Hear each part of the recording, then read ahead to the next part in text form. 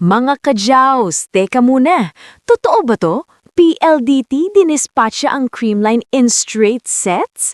At ngayon, may bagong hamon, si Bella Belen at ang kanyang tropang Capital One. Ito na ba ang season na talagang magpapakita ng pangil ang high-speed hitters? O may pasabog na naman si Belen at ang Capital One? Let's break it down.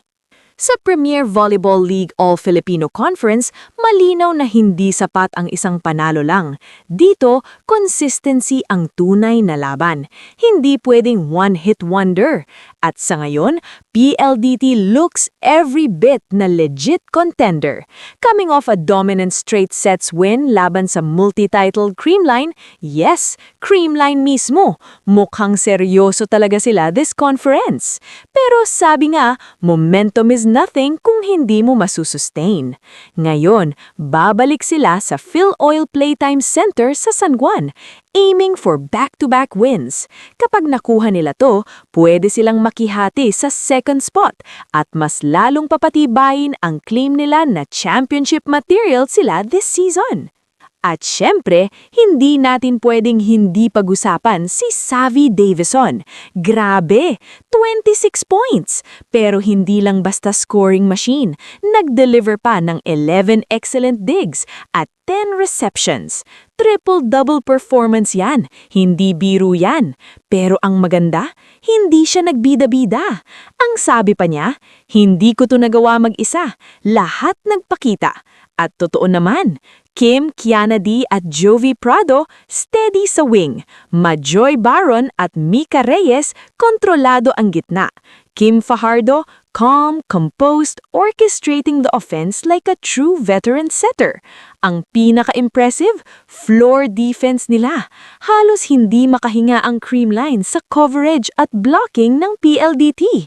Kitang-kita na pinaghandaan talaga nila to. Pero alam ni Coach Rald Ricafort, hindi pa tapos ang laban. Sa conference na to, lahat ng 10 teams kayang manalo kahit kanino. Isang laps lang, pwede kang ma-upset. At ngayon, ibang klasing challenge ang haharapin nila. Enter Bella Belen. Kung may nag-aalala sa kabilang side, siya yun. Sa unang game niya, 26 points agad kontra Zeus Coffee. Sunod, 23 points laban sa Powerhouse Nextled kahit natalo sila. Ibig sabihin, kahit mahigpit ang depensa, kahit malakas ang kalaban, Belen still delivers. Ang style niya, kayang umatake from transition, kayang tumira ng matatalim na cross-court hits, may back row attack pa. At ang pinakadelikado, composed siya, hindi natitinag. Ngayon, mas may suporta na siya. Shaya Adorador, Isa Jimenez. Sa gitna naman, nandyan sina Cherry, Nunag Eza Madrigal at Pauline Gaston. Unti-unti nang nag-a-adjust ang Capital One sa sistema ni Coach Jorge De Brito. At wag nating kalimutan, natalo man sila sa powerhouse team, napatunayan nila sa opening game na kaya nilang makipagsabayan kahit kanino. So ito na nga ang exciting part. Posibleng maging marquee duel to between Savvy Davison at Bella Belen. Dalawang prolific scorers, magkaibang style pero parehong may impact. Si Davison thriving sa balanced at fluid offense ng PLDT. May support system siya, hindi siya kailangang magbuhat mag-isa. Si Belen naman, kadalasan siya ang primary scorer. Mas mabigat ang responsibilidad niya sa offense ng Capital One. Ang tanong ngayon, sino ang masusuportahan ng teammates nila?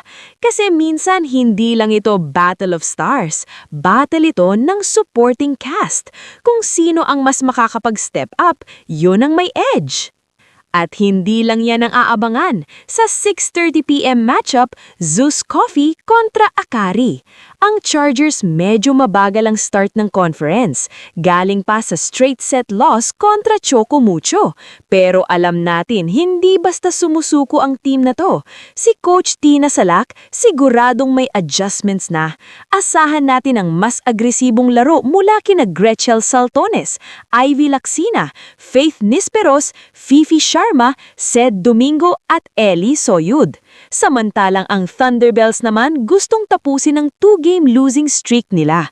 Wala man si AC Minor dahil sa injury, hindi ibig sabihin titigil sila. Gusto rin nilang bumawi. So mga kajaws, ang tanong, legit na ba talaga ang PLDT o may mga pasabog na gagawin sina Belen at ang tropang Capital One? Back-to-back win ba para sa high-speed hitters o bibigyan ng malupit na bakbakan ng Capital One ang PLDT? Isang bagay ang sigurado, hindi ito basta regular game lang. This is momentum.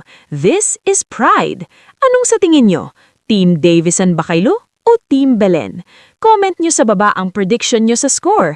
At kung gusto nyo pa ng ganitong volleyball breakdowns na easy to understand pero detailed, don't forget to like, share, at mag-subscribe sa channel. See you sa next game recap mga ka-volleyball!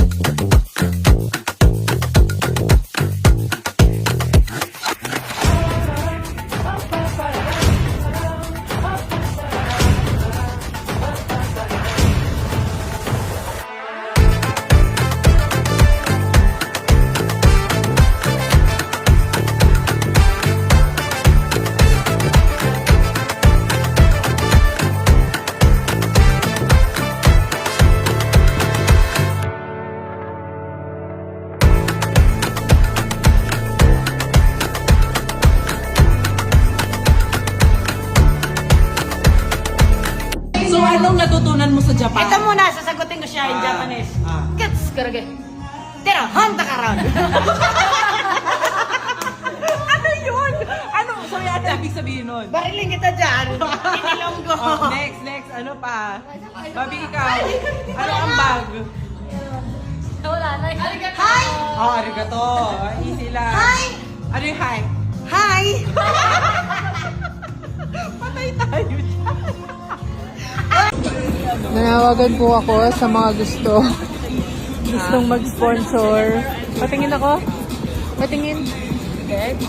Wow. Beautiful. Knee-pads ng Libero. Guys, bigyan nyo naman siya kasi puro band-aid na yung tuhod niya. Oo, ito din. Walang budget. Ito din. Oh my God. Tsaka elbow pads daw Yes, pala. please. Puro ano na to, sugat na to guys. Ano hinahanap mo? Ano ba hinahanap niya?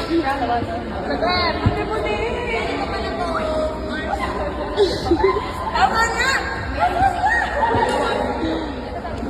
Ayan na nga, sa laro ko si Buddy yan, sa laro. Hindi nasa mga bag. Sito nasa taas ng rings. Wala nga, yung ulo ko tinignan. May coach to ka. Ha? Feeling mo nasa bag ni Coach Tok. Ay!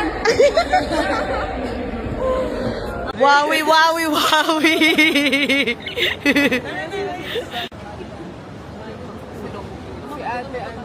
May pagpupulong po sila. Vlogger? Oh, follow nyo lang ito, ha? Tiara, Follow nyo to. Tiara, yung ano naman, yung hindi labag sa loob mo. Hindi nga. Oh, okay. Hi everyone! Oh. Oh, follow nyo daw siya. Si Buding! Ayan, Ara My Loves ko yan. Ako talaga yung jowa ni Ate Ara My Loves.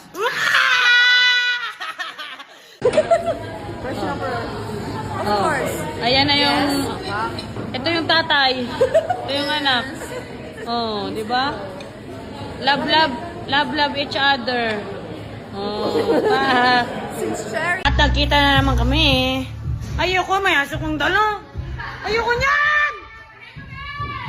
Bitawan mo! Ako nagbibidyoan kasi ako ikli ng buhok ko. Okay lang para makita ka nila una-on. Ayoko!